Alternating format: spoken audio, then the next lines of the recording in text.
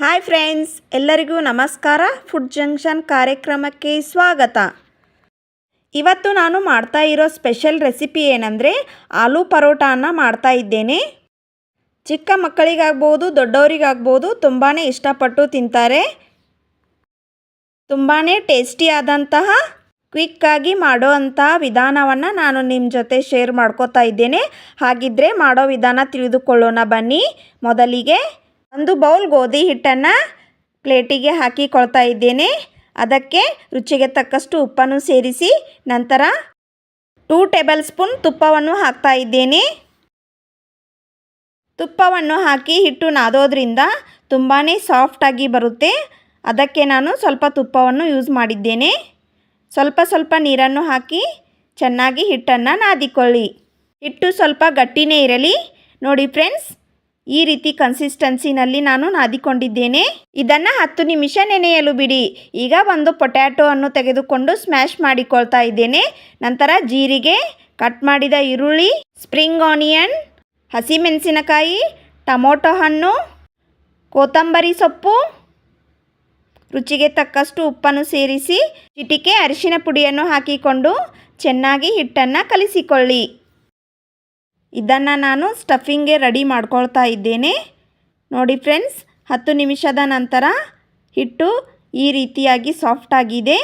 ಇವಾಗ ನಾನು ಸ್ವಲ್ಪ ಹಿಟ್ಟನ್ನು ತೆಗೆದುಕೊಂಡು ಉಳ್ಳಿ ಮಾಡಿ ಹಿಟ್ಟಿನಲ್ಲಿ ಎದ್ದಿ ಬಟ್ಟಲ ಥರ ಇದನ್ನು ಮಾಡಿಕೊಳ್ಳಿ. ಏಕೆಂದರೆ ಹಿಟ್ಟನ್ನು ಸ್ಟಫಿಂಗ್ ಮಾಡಬೇಕು. ನೋಡಿ ಫ್ರೆಂಡ್ಸ್, ಈ ರೀತಿಯಾಗಿ ಸ್ಟಫಿಂಗ್ ಮಾಡ್ಕೊಳ್ಳಿ. ಒಂದು ಕೈಲೇ ಈ ರೀತಿಯಾಗಿ ತಿರುಗಿಸ್ತಾ ಮೇಲೆ ಬಂದಿರುವ ಹಿಟ್ಟನ್ನು ಅಲ್ಲೇ ಈ ರೀತಿಯಾಗಿ ಕ್ಲೋಸ್ ಮಾಡಿಕೊಳ್ಳಿ. ಫ್ರೆಂಡ್ಸ್, ಇವಾಗ ಇದನ್ನು ಹಿಟ್ಟಿನಲ್ಲಿ ಎದ್ದಿ ಲಟ್ಟಿಸಿಕೊಳ್ಳಿ. ಆಲೂ ಪರೋಟ ಸ್ವಲ್ಪ ದಿಪ್ಪನೇ ಇರಲಿ, ತೆಳ್ಳಗೆ ಲಟ್ಟಿಸಿಕೊಳ್ಳಬೇಡಿ. ನೋಡಿ ಫ್ರೆಂಡ್ಸ್, ಈ ರೀತಿಯಾಗಿ ಲಟ್ಟಿಸಿಕೊಳ್ಳಿ. ಈಗ ಬಿಸಿಯಾದ ಹಂಚಿಗೆ ಹಾಕಿಕೊಳ್ತಾ ಇದ್ದೇನೆ. ಸೈಡಿಗೆ ಸ್ವಲ್ಪ ಎಣ್ಣೆಯನ್ನು ಹಾಕಿ ಬೇಯಿಸಿಕೊಳ್ಳಿ. ಹೀಗೆ ಸ್ವಲ್ಪ ಎಣ್ಣೆಯನ್ನು ಹಾಕಿಕೊಳ್ಳೋದ್ರಿಂದ ಕ್ರಿಸ್ಪಿಯಾಗಿ ಬರುತ್ತೆ, ಟೇಸ್ಟು ಕೂಡ ಸೂಪರ್ ಆಗುತ್ತೆ. ನೋಡಿ ಫ್ರೆಂಡ್ಸ್, ಈಗ ತಿರುಗಿಸಿಕೊಳ್ಳಿ. ಕಲರು ಕೂಡ ಎಷ್ಟು ಸೂಪರಾಗಿ ಬಂದಿದೆ.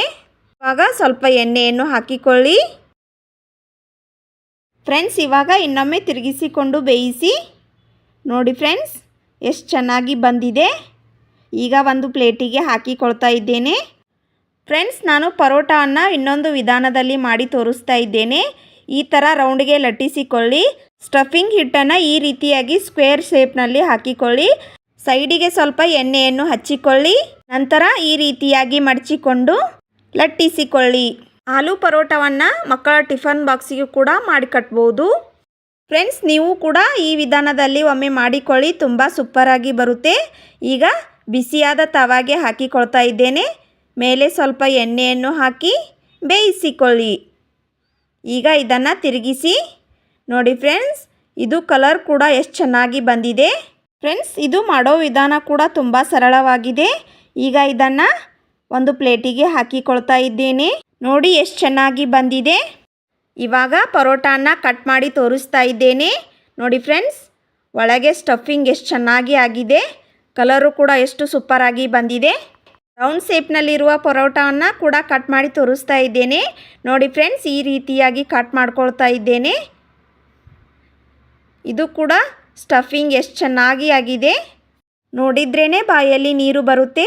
ನೋಡಿ ಫ್ರೆಂಡ್ಸ್, ಈಗ ಸರ್ವ್ ಮಾಡ್ಕೊಳ್ತಾ ಇದ್ದೇನೆ. ಈ ರೆಸಿಪಿ ಇಷ್ಟ ಆದರೆ ಲೈಕ್ ಮಾಡಿ, ಶೇರ್ ಮಾಡಿ. ಇನ್ನಷ್ಟು ಈಜಿ ರೆಸಿಪಿಗಾಗಿ ನನ್ನ ಚಾನಲನ್ನು ಸಬ್ಸ್ಕ್ರೈಬ್ ಮಾಡಿಕೊಳ್ಳಿ. ಮುಂದಿನ ಇಂಟ್ರೆಸ್ಟಿಂಗ್ ರೆಸಿಪಿಯೊಂದಿಗೆ ಮತ್ತೆ ಸಿಗ್ತೀನಿ. Keep watching. Thank you.